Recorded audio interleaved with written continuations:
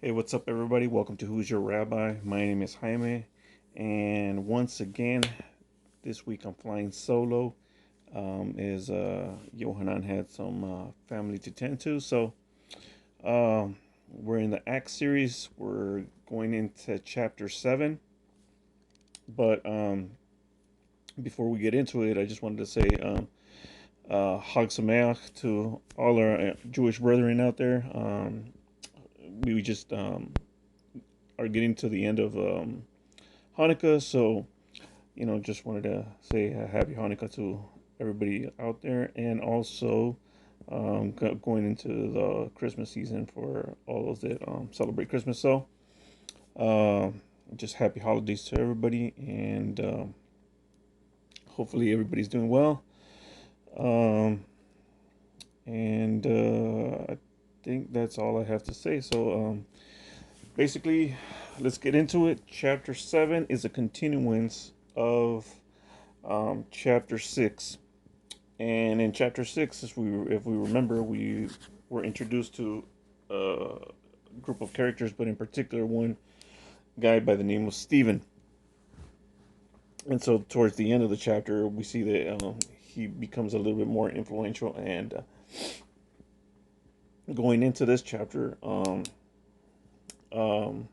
we have him actually do something that is going to be very familiar to one of the characters that's going to be introduced towards the end of the chapter. Um, and so we just kind of see the development of what happens. But, so we're continuing, and the timeline wise, we're in approximately the year 31 AD or CE.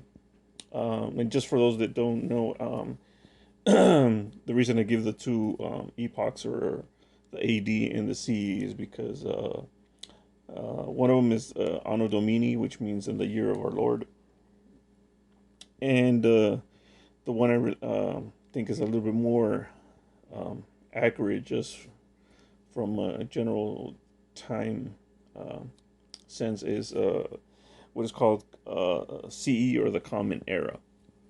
And so that's why I give both references to that. But we're not going to be discussing the calendar so much here. We're just going to get into it, and we're going to start with verse 1. And as you can see, this is one of those where it's basically a cliffhanger. So it could have been a continuation of the previous group of verses, and or could have been broken down a little bit differently so that the chapter kind of flows a little bit better. But it starts off saying, "Then the Kohen Gadol said, 'Are these things so?'" Verse 2, Stephen declares, "Brothers and fathers, listen. The God of glory appeared to our father Abraham when he was in Mesopotamia, before he lived in Haran. He said to him, 'Leave your country and your relatives and come to the land that I will show you.'" That's Lech Lecha. Um, Verse 4, "Then he left the land of the Chaldeans and settled in Haran. From there, after his father died, God moved him to the land where you live now. He gave him no inheritance in it, not even a foothold, yet he promised to give him and his children the possession, to him and to his descendants after him, even though he had no child." Verse 6, "But God spoke in this way, that his descendants would be foreigners in a land belonging to others, and they would be enslaved and mistreated for 400 years. Verse 7, "But I will judge the nations and serve as slaves," God said. "And afterwards they shall come out and serve me in this place." That's a reference to Genesis 15, verses 13 to 14. Okay, verse 8. "Then God gave Abraham the covenant of circumcision, Brit Milah. So he became the father of Yitzhak, and circumcised him on the 8th day. And so Yitzhak with Jacob, and Jacob with the 12 patriarchs. The patriarchs became jealous of Joseph and sold him into Egypt. Then God was with him. He rescued him out of all his troubles and granted him favor and wisdom before Paro, or Pharaoh, king of Egypt, who made him governor over Egypt and all of his household.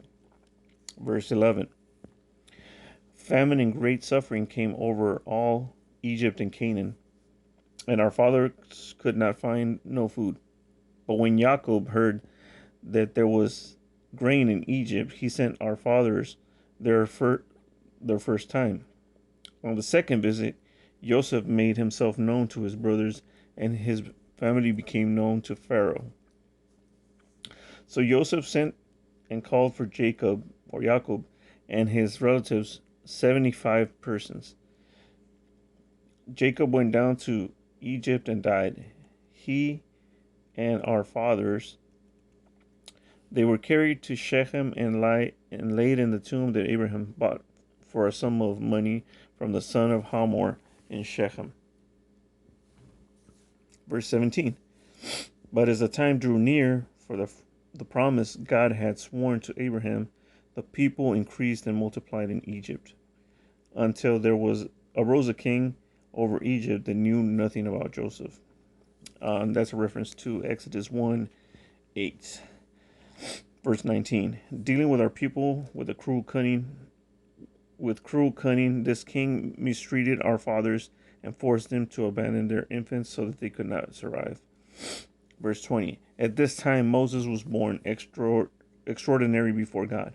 For 3 months he was nurtured in his father's house, and then he was set outside. Pharaoh's daughter took him and raised him as her own.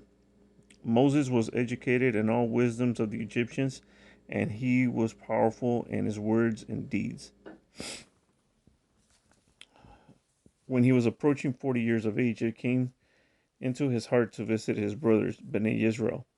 When he saw one of them being treated unjustly, he went to the defense of the oppressed man and avenged him by striking down the Egyptian.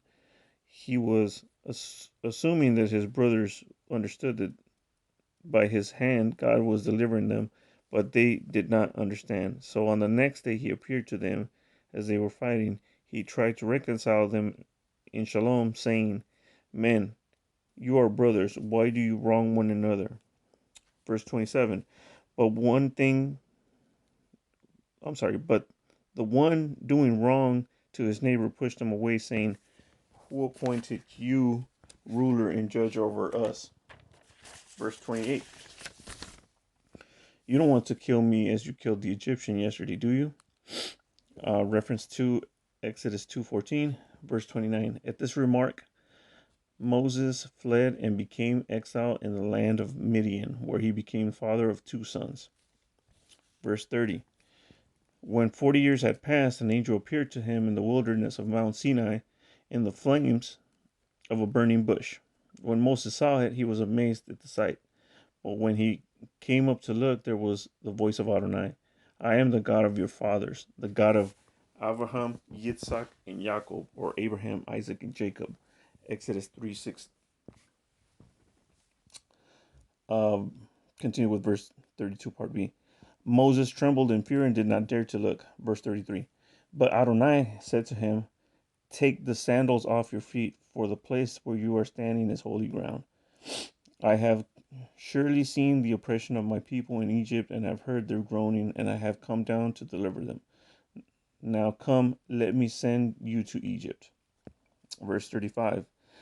This Moses, whom they rejected, saying, Who appointed you as ruler and judge, is the one whom God sent as both ruler and redeemer, by the hand of the angel who appeared to him in the bush.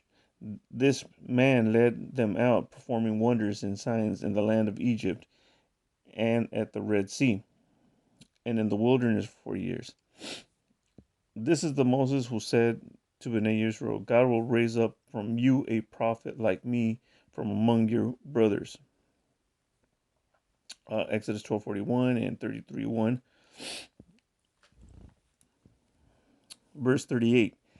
This is the one who was in the community in the wilderness with the angels who spoke to him on Mount Sinai and with our fathers, and received living words to pass on to us. Verse 39. Our fathers did not want to be obedient to him, but shoved him aside, and in their hearts they've turned back to Egypt, saying to Aaron, make gods for us who will go before us. For this Moses who led us out to the land of Egypt, we have no idea what happened to him. This is a reference to Exodus 32, 1 and 23. Verse 41. And they made a calf in those days, offered sacrifice to the idol, and were rejoicing in the works of their hands. But God turned and gave them over to serve the host of heaven, just as it was written in the book of the prophets. It was not to me that you brought sacrifices and offerings for 40 years in the wilderness, was it, O house of Israel? Verse 43. You also took up the tents of Moloch, and the star of your god Raphan, the image you made to worship, and I will deport you beyond Babylon. This is a reference to Amos 22 through 27. Verse 44. Our fathers had the tent of witness in the wilderness, just as one speaking to Moses had directed him to make it according to the design he had seen. Our fathers received it in turn and brought it with them with Joshua, so that they took possession of the land that the nations that God drove out before our fathers. So it remained until the days of David, who found favor in God's sight. He asked him to find a dwelling place for God, literally a house. You can also reference Psalm 132, verses 3 to 5 in the Septuagint version. It might be different in other versions, but it's in Psalm 132.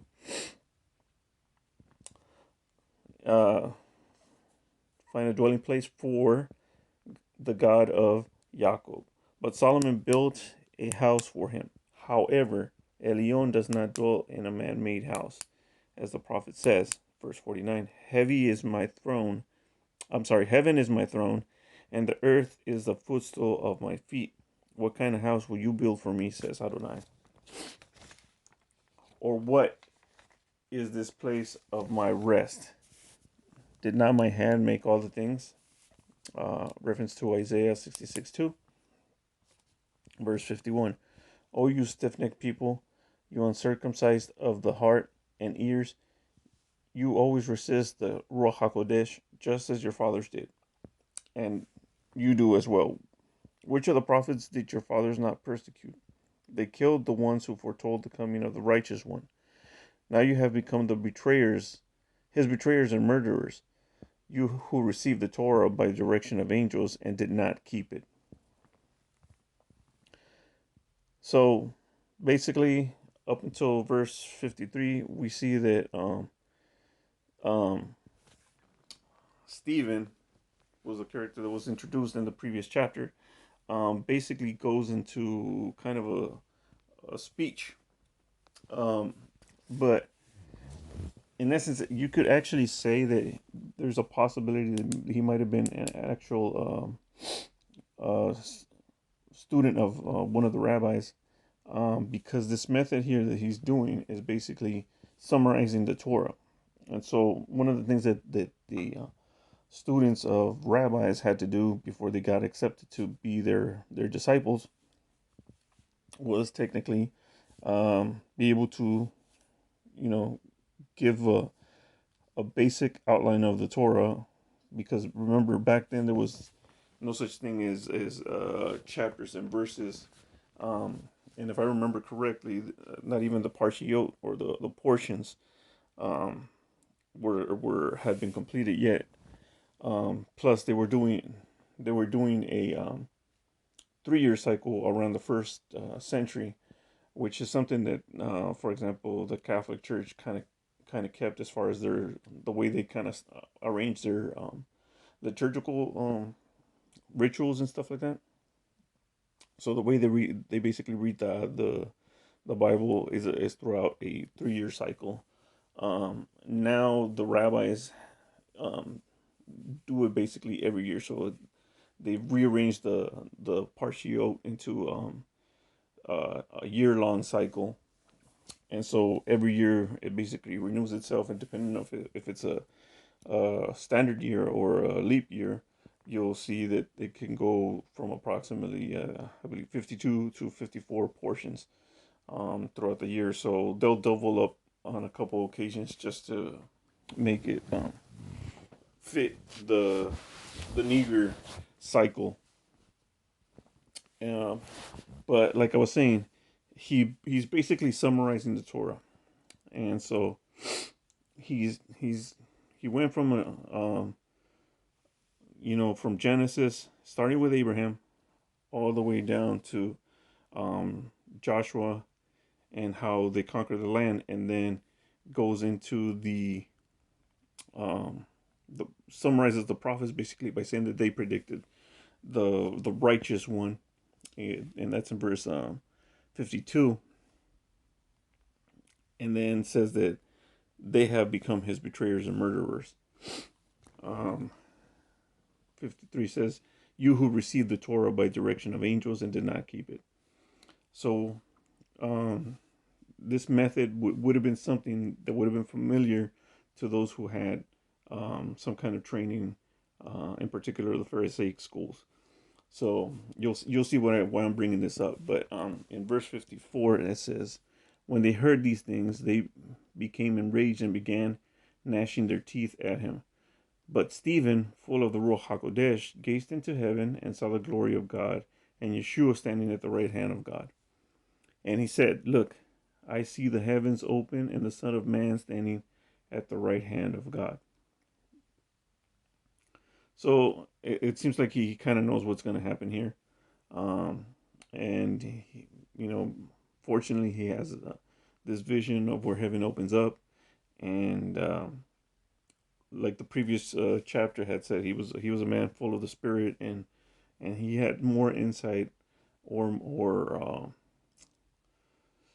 a little bit more than the regular common believer of the time.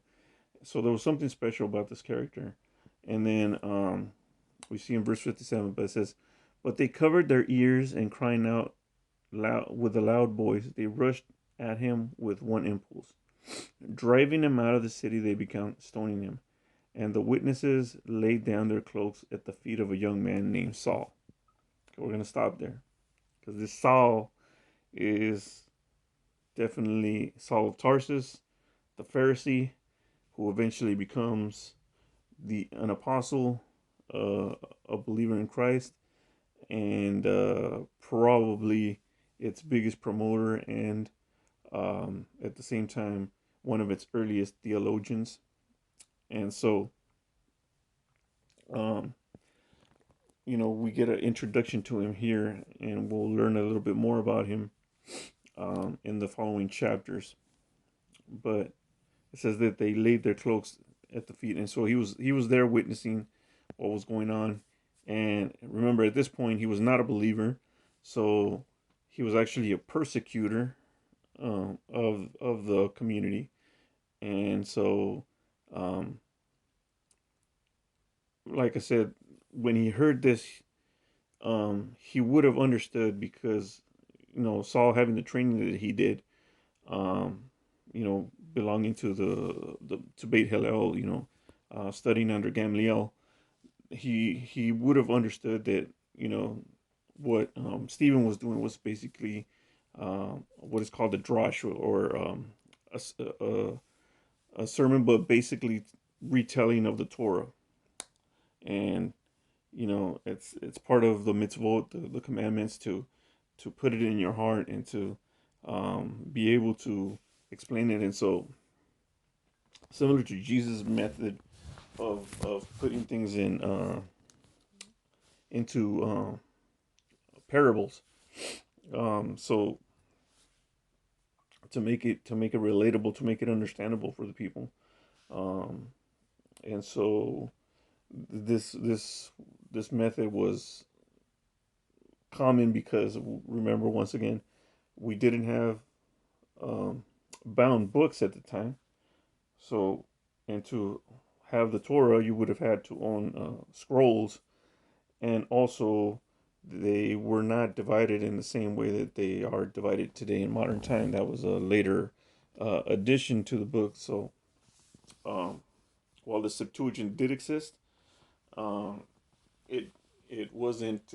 It's not what is commonly used or used in actual worship. So, um, by rabbinical traditions, the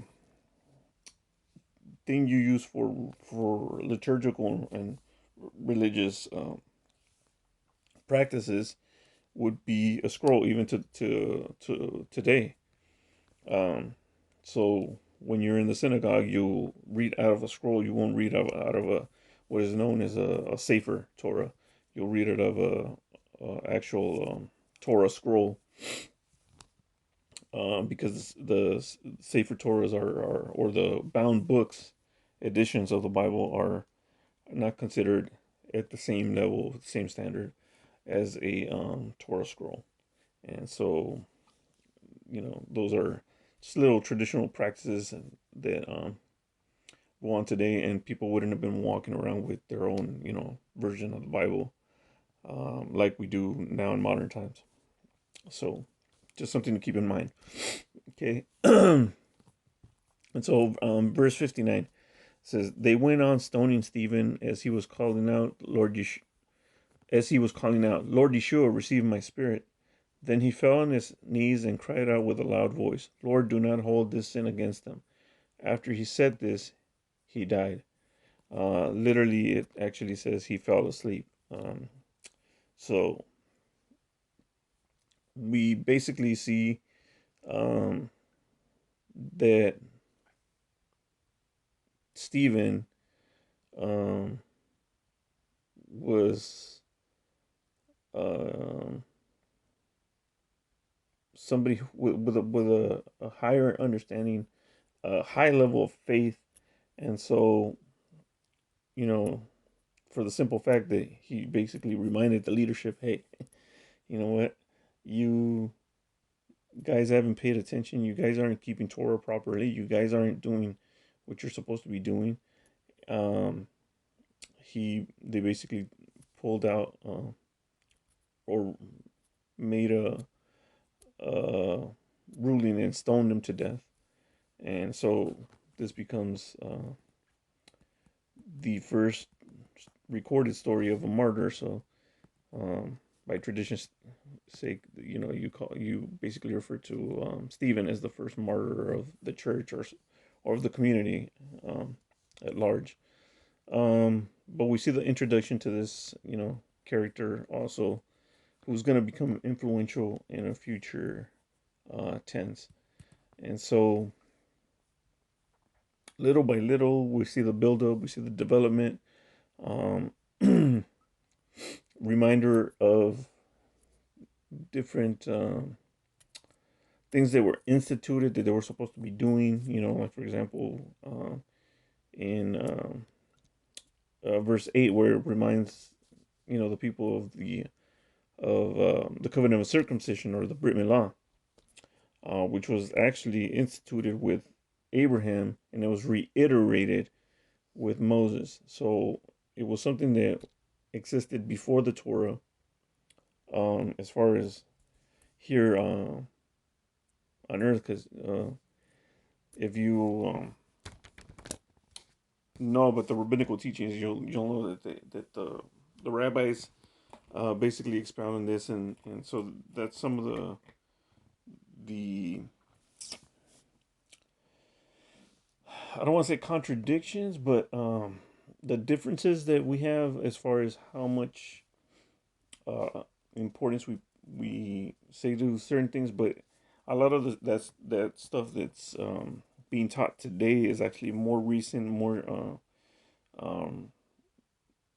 modern times, and so there's there's the belief that there is a written Torah, which is the 5 books of Moses, and then that there's an oral Torah. Um, so there's there's some people who believe or teach today in rabbinical circles and some of the Jewish communities that that the Torah was given to Moses, both the oral and the written, and so that it's basically at the same level of um, authority, because it came from God. But um, there's others that say that, well, yes, there is an oral tradition and an oral Torah, and to an extent you can take it all the way back to Moses' time, because when you read some of the stuff that the Torah says, um, it's not clear how you should go about certain things. So there had to be an understanding of how to basically follow through on this. Like, for example, the Sabbath. It's unclear how you keep the Sabbath. It just says remember the Sabbath, uh, to keep it holy, and then it gives us the reason behind it, right? But it doesn't actually give you detailed instructions on how to do it.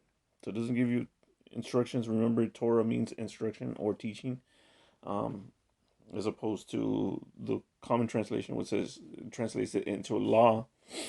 Um, and so what ends up happening is that you come to this consensus. So um, I lean more towards the side that, yes, while there was an oral tradition that started possibly even as early as Moses, because Moses founded the judges, and it's clear by the first century. And remember, by the first century, you're talking about 1,500 years almost, or maybe a little bit more.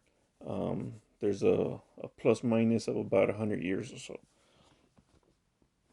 and so it's it's evident in the New Testament, especially in the Gospels, when you see Jesus um, doing some of the things that he does, or responding to the the teachers that come and question him, primarily with the Pharisees, but also with the Sadducees. He'll use some of this stuff, um, and so you see that he understood that there was a oral tradition, and he wasn't against it. He used it a lot of the times.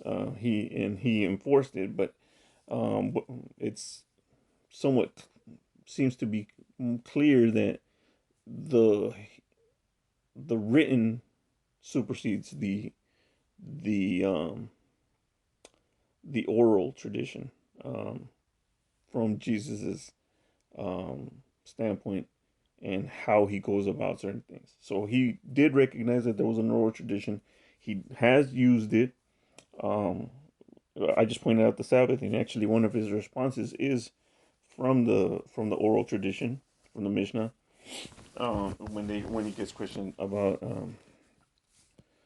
healing on the Sabbath, and then it says the Sabbath was made for man, not man for the Sabbath. That's an oral tradition, and you can find it in the Mishnah.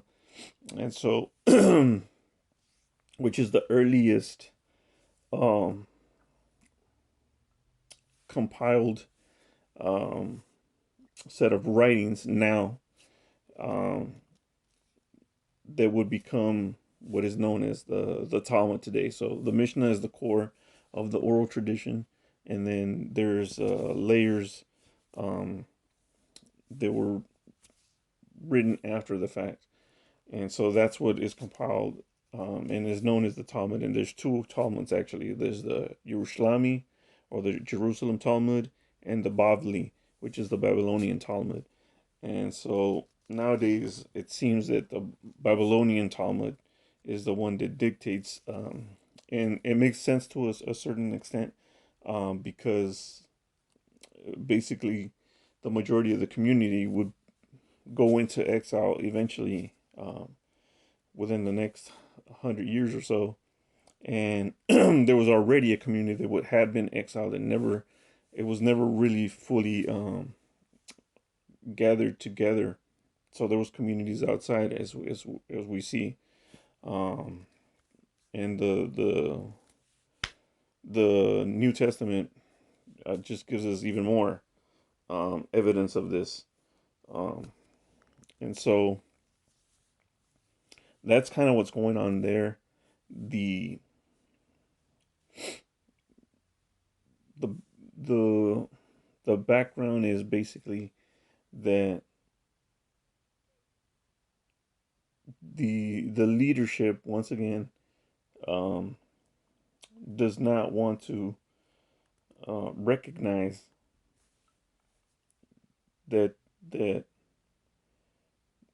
there is a possibility that this Yeshua or this Jesus character might just be the Messiah. And so when his followers are out there, you know, just basically preaching, telling what, telling people, sharing the gospel, the good news, um, that there's opposition, and so we see that in this case it's unfortunate that that the outcome is basically that one of the followers was basically stoned to death, and so um, it's unfortunate, but at the time there's a fulfillment of scripture at the same time, because remember the prophets uh, prophesied about certain things, and so and then there's the writings, the Ketuvim, and they kind of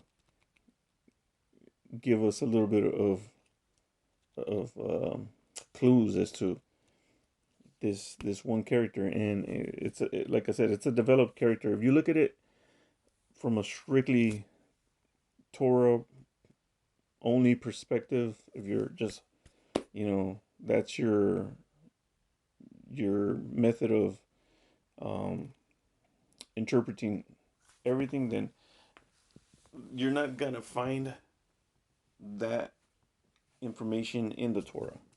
So nowhere is it clear in the Torah does it actually say, and like I said, that's why the whole development of the traditions and the different writings that go into it um, start to kick in, basically, and primarily after the return of the Babylonian exile. So during the second temple period, and remember, in the first century, we're in the second temple period, towards the end of the second temple period. So um, Jesus' ministry was throughout that whole. The majority of the apostles um, basically had their careers up until uh, the end of the second temple period. There's only a few that actually um, survived this this period, and so that's why we don't see some of those things being mentioned, because they would, they were still following those um, traditions, the way of worship that was done during the second temple period, and so but we also see the influences that came out of it. So now we're relying on more written text by this point. Like I said, we have pretty much have the full Tanakh, or what is called the Old Testament. I prefer at best Older Testament, but really there's no such thing. And so you have Torah, Nevi'im, Ketuvim. That's the acronym. that makes up the word Tanakh, which is the word that is used to reference the Hebrew Bible, or like I said, what is referred to as Old Testament from a Christian perspective. And then you see the um, the writings of the New Testament, in particular the Gospels and Acts, uh, and I dare say even the Book of Revelation. That's one set of works, and then you have the um, apostolic writings, which is all the epistles basically, and that's a genre in itself. And actually, it's one of the oldest surviving examples of that being used um, prior to the modern era.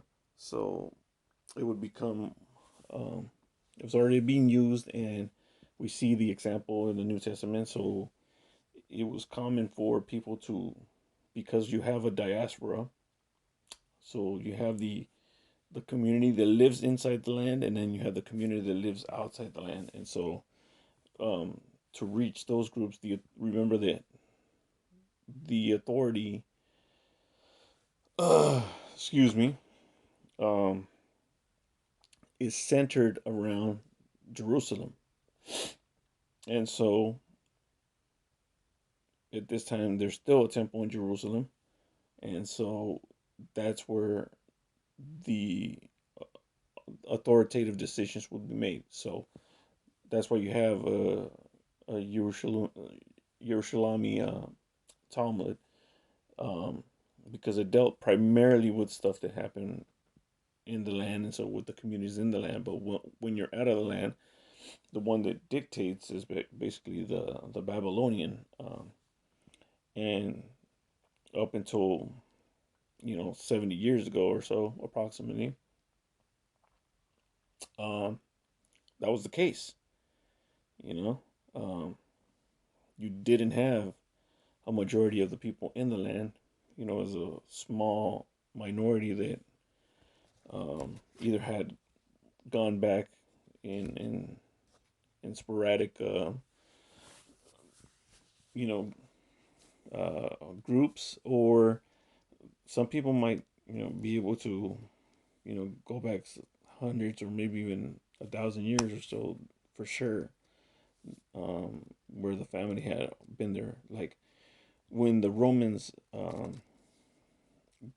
basically dispersed the Jews from out of the land, um, uh, they might have gotten 80. They got the larger percent, but they never got 100% of the people. So there was still people there of Jewish heritage after the fact, after the first and second century, and so on and so forth. But it was just not, you know, the majority, and so that's where you open doors for some of these modern disputes and stuff like that. But you know, like I said, the Babylonian uh, community eventually would become the the leadership that they went to, and so you have this tradition, as we see, of what is called responsa literature.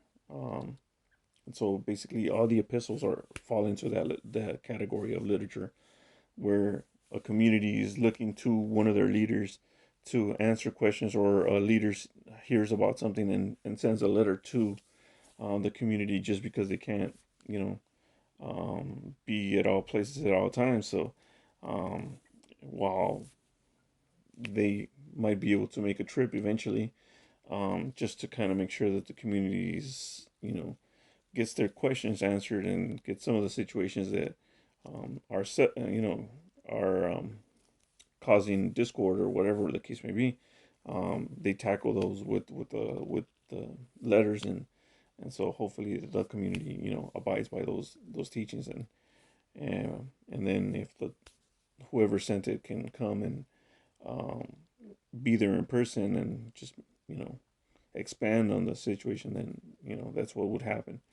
And that's what happened with the Babylonian community in later centuries. Um, when you get into the time of the Gaonim, um, and so, you know, this is basically what was going on up until here. This is, you know, within about a year after uh, the crucifixion and resurrection. And so, you know, we see the development of what the community is going on, and some of the people that are gonna stand up for the faith, and the outcomes also, unfortunately. But um, I mean, there is a positive note to this, and so we just kind of want to continue to look at what happens in the next following chapters, um, so that we can understand a little bit better. Like I said, put this into context, um, from the cultural and historical perspective, um, and so, like I said, this is the we're at about what, like about a fourth of the way through, um, and so let's just keep going, and I believe that is all for today. So if you like what you've heard so far, if you know feel encouraged by this, just subscribe to the channel. Once again, Who's Your Rabbi is the primary teaching tool there, and we plan to expand on other things, but um, I felt the need to cover the book of Acts from this perspective, so that we get a better understanding from the cultural aspect of it, and see that it doesn't fall out of line. So these separations that we have now were caused after the fact. Um, and so in the first century, we see a, you know, hard Jewish community of believers um, following Jesus, saying that Jesus was their Messiah, or that he was the Messiah, and there was opposition, like everything, But